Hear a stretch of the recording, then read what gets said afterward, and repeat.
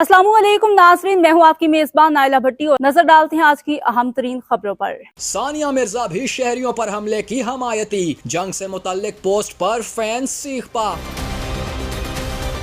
सानिया मिर्जा जंग की हमायत करके फंस गईं, सारिफीन ने आड़े हाथों ले लिया। आप खुद एक माँ हैं और एक बच्चे की मौत का जश्न मना रही हैं, फैंस नाराज हो गए। साबिक भाभी ने ऐसा क्या कहा था?